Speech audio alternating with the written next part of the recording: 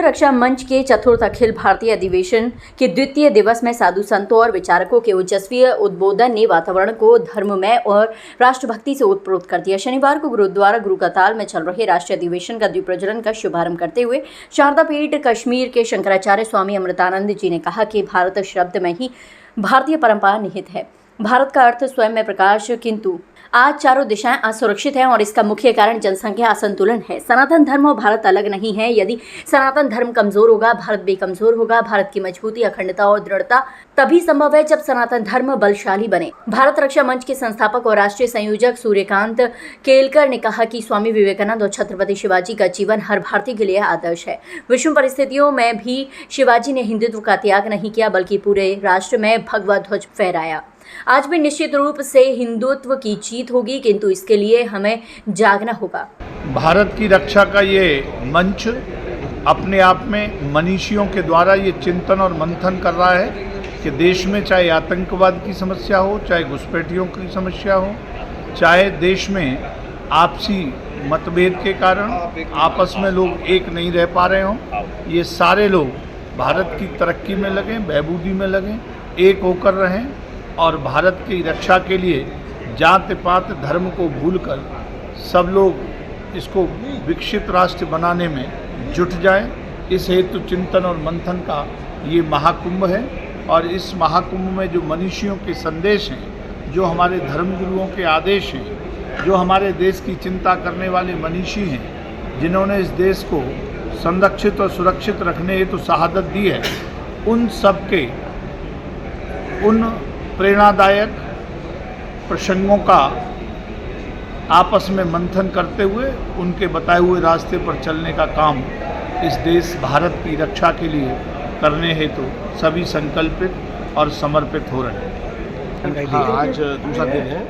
आज हमारे केलकर जी जो हमारे गुरुजी हैं, जो इस मंच के संयोजक हैं, उन्होंने बहुत अच्छी बात बताई कि हम हिंदुओं को एकत्रित होकर रहना चाहिए।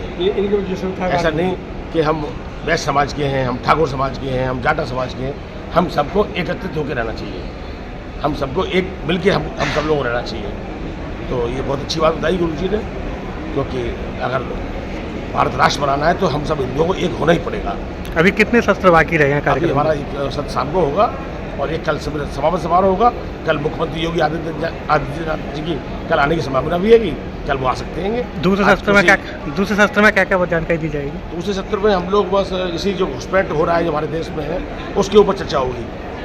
जो बांग्लादेशी घुसपैठी हमारे देश में घुस रहे हैं, इसके ऊपर गंभीर चिंतन किया। राष्ट्रीय अध्यक्ष एवं पूर्व केंद्रीय मंत्री डॉक्टर सत्यनारायण जटिया ने कहा कि समय की पुकार है कि हिंदू क्रांति फिर जागेगी। हमें अपनी भावी पीढ़ी को तैयार करना होगा। सुभाष चंद्र बोस, चंद्रशेखर आजाद और भगत सिंह के हर शब्द को शाश्वत सत्य मानकर आगे बढ़ना होगा। प्रतिवर्ष लगभग 20,000 मुसलमान पासपोर्ट लेकर भारत आते हैं और वीजा समाप्त होने के बाद भी वापस नहीं जाते। ये राष्ट्रीय सुरक्षा की दृष्टि से गंभीर चुनौती है। मैं यहाँ उत्तर प्रदेश की राजधानी लखनऊ से आया हूँ।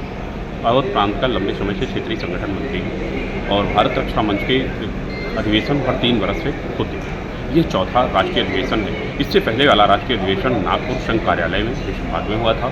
उससे पहले वाला दिल्ली में छतरपुर मंदिर में हुआ था।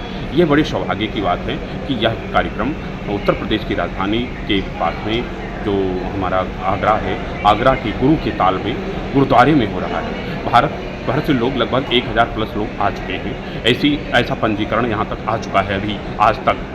और जो सत्र हुए हैं, कल प्रदर्शनी कार्यक्रम हुआ व्यवस्थित रूप से। आज जो है जिसमें मुख्य वक्ता प्रमुख रूप से अश्विनी उपाध्याय जी थे, हिंदू लीडर। उसके पश्चात आज जो है ध्वजा प्रणाम हुआ, जिसको आदरणीय योगी आदित्यनाथ जी को करना था, माननीय मुख्यमंत्री जी को। किसी कारणवश वो नहीं आ पाए हैं तो संगठन द्वारा हुआ है। आगे आने की संभावना है, ऐसा बताया जा रहा है। विशेष रूप से जानकारी मिल रही है। अब शस्त्र क्रमांक धीरे धीरे आगे आगे बढ़ते रहेंगे। इसके बाद रोहिंग्या जो आए हैं उनको विस्थापन पर चिंता होगी। हिंदुत्वीकरण व्यवस्थित रूप से हो, सैनिकीकरण हो, और इन्हीं सब चीज़ों को दृष्टिगत रखते हुए मनीषियों ने मंथन किया है। प्रत्येक सत्र 1-1 घंटे 2-2 घंटे का रखा गया है। कल सत्र का शाम को समापन होगा। इसी के साथ सबको प्रणाम। आए हुए सभी अतिथियों का, आप सभी मीडिया और भाई बहनों का हृदय से स्वागत करता हूँ और भारत रक्षा मंच आप सबको भी ये शुभकामनाएं देता है कि भारत रक्षा मंच का जो भी उद्देश्य है उसमें आप लोग मदद कर रहे हैं, इसके लिए हृदय से आप भारत रक्षा मंच 15 वर्ष पुराना संगठन अब हो गया है।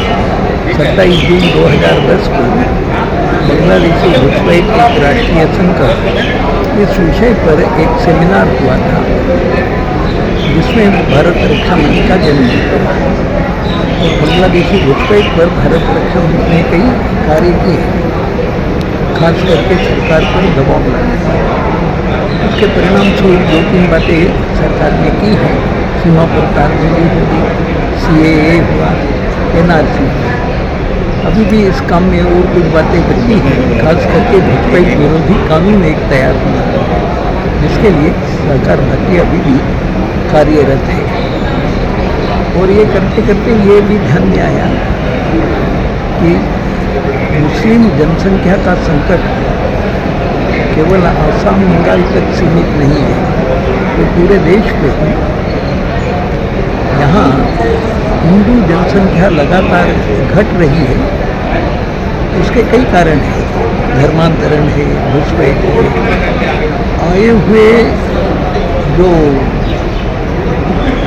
ये लेके आते हैं पासपोर्ट वगैरह, वो भी लोग जाते नहीं। प्रति वर्ष 20,000 मुसलमान पासपोर्ट लेकर आए हुए लोग अवधि पूरी होने के बाद भी नहीं जाते। ऐसे डूब जाने वाले लोगों की संख्या प्रति वर्ष 20,000 है।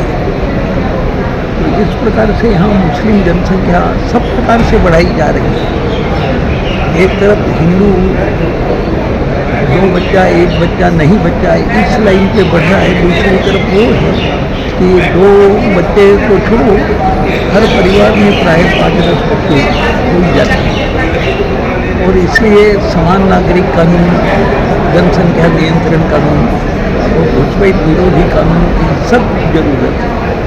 किंतु ये आने का मतलब ये होगा कि मुसलमानों का जो भारत को गज़वाए हिंद के अंतर्गत इस्लामी शासन के नीचे लाने का जो विचार है, वो पूरी तरह पराजित होगा। इसलिए जैसे ये कानून आएंगे, जैसे संभावना ये है कि देश में बलवा होगा, किंतु ये कानून आना अत्यंत आवश्यक है। अन्यथा हिंदू जनसंख्या ये देश में अल्पसंख्यक हो जाएगी। भारत रक्षा मंच इस विषय पर काम कर रहा है। अधिवेशन स्थल पर लगाए गए स्वास्थ्य शिविर का शुभारंभ वरिष्ठ न्यूरोसर्जन डॉक्टर RC मिश्रा ने किया।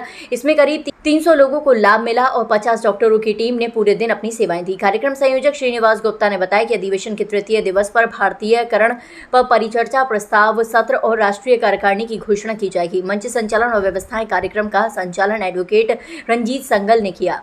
मंच पर संजय गुप्ता, कमांडर भूषण दीवान, डॉक्टर अशोक आचार्य, राष्ट्रीय मंत्री शशांक चोपड़ा और ब्रज प्रांत संगठन मंत्री श्रीनिवास गुप्ता आसीन रहे। व्यवस्थाओं की देखरेख महानगर अध्यक्ष राजीव जयराम, उपाध्यक्ष विकास शर्मा व प्रमोद सिंह राणा, प्रवक्ता RB शर्मा, कोषाध्यक्ष नीरज अग्रवाल, सलाहकार सुमित राज और मंत्री संजय श्रीवास्तव ने की।